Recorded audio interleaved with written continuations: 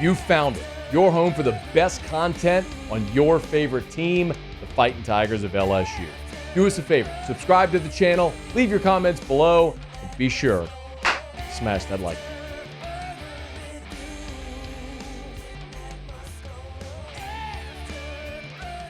It was a big weekend for LSU football in recruiting. They had Junior Day on campus, and several dozen class of 2026 prospects were on campus, including some 2027 prospects as well. The headline news from the weekend is going to be that JaReylan McCoy decommitted from LSU's 2026 class. If you're not familiar, McCoy is a defensive lineman out of Tupelo. He is 6'6", 245 pounds. He only committed to LSU about a month ago. So it's a bit odd whenever you have someone that's committed and then decommit so shortly thereafter. But McCoy, make no mistake, is a really good prospect. I mean, he is a high 4-star. In the On3 composite, he is ranked the number 88 overall prospect, so he's a top 100 prospect in the country.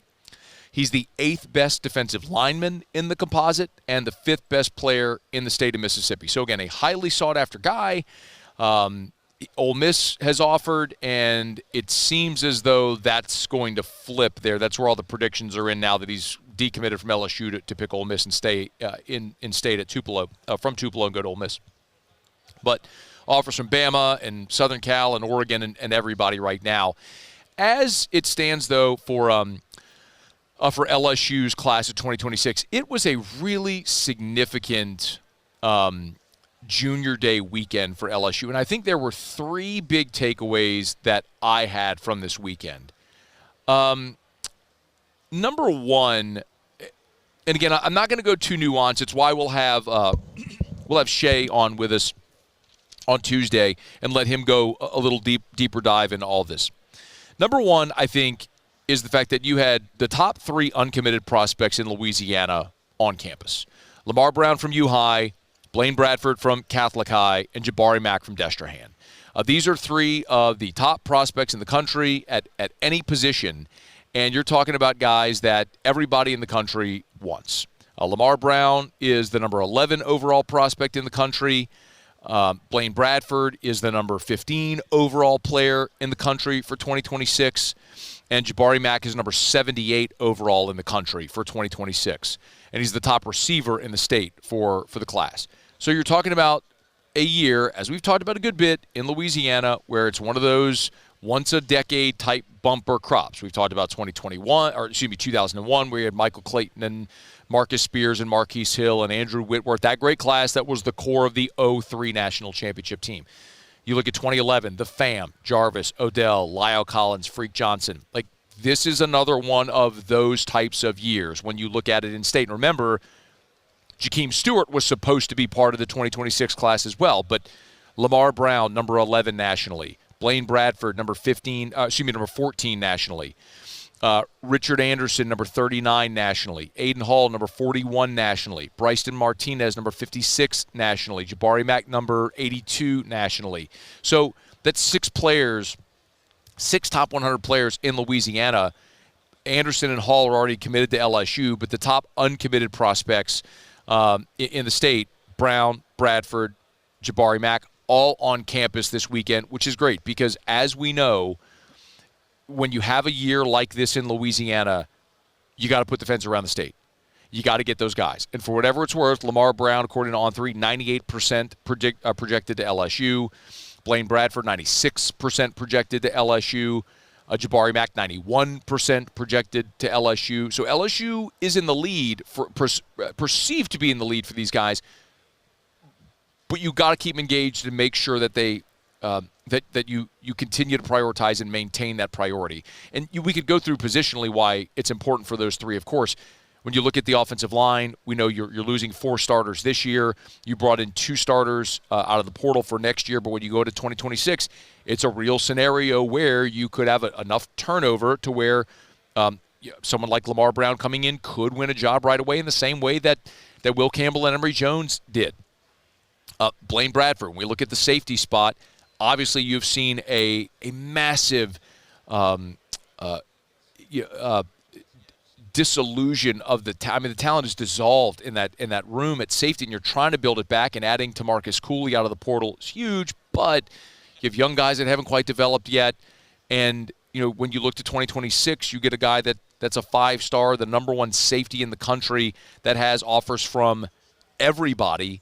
Yes, I mean, that's the type of guy that could be a plug-and-play in the same way that Eric Reed played as a freshman, or Jamal Adams played as a freshman, or you saw Grant Delpit emerge as a freshman, or LaRon Landry started as a freshman. I'm not trying to put so much expectation to say he's going to be an All-American and first-round draft pick like those guys were, but it's realistic that he could come in at a position of need and be an immediate impact guy.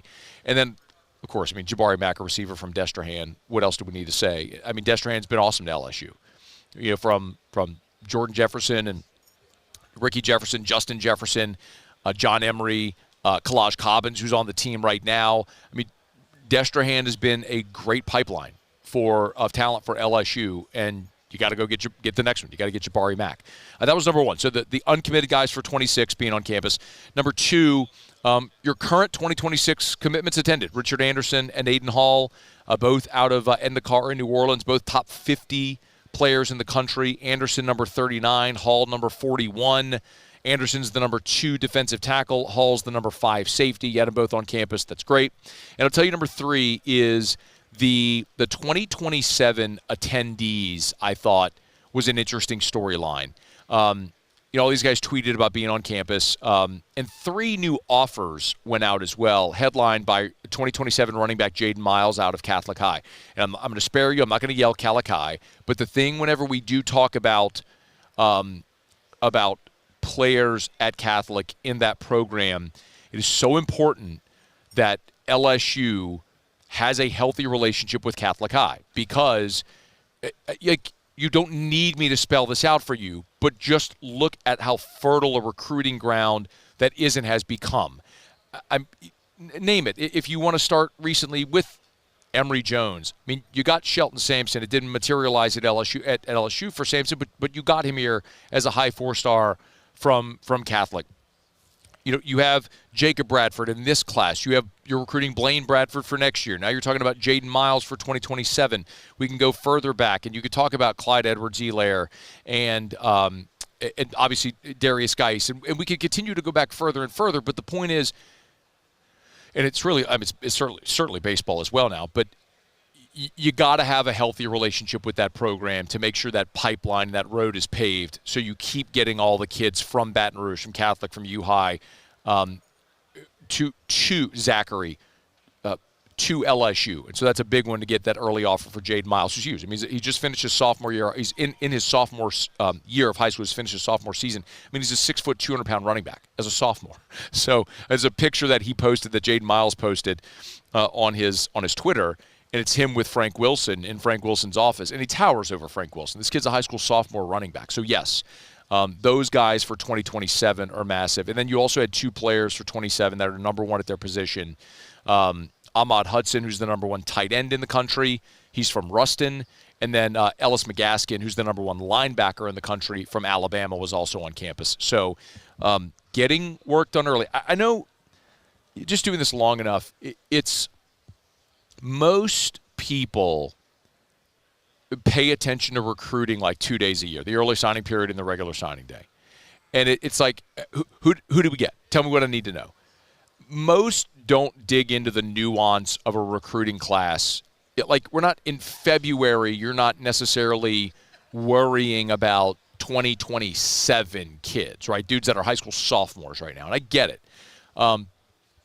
But now I would say even more than ever, with portal and NIL and so many other variables that factor into the recruiting process, it's never been more important to make sure that your roster management is not only on schedule but ahead of schedule, because you have to be able to plan for not only where your roster deficiencies are now, but where they likely could be a year from now as well, and 2 years from now, because of who you might lose in the portal, and obviously who you gained in the portal, who are only going to be 1 year stopgap guys.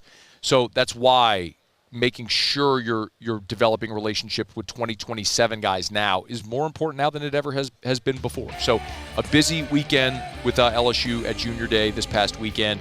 Hey, thanks so much for watching. Please leave your comments. I love to interact, and be sure to hit the red subscribe button below.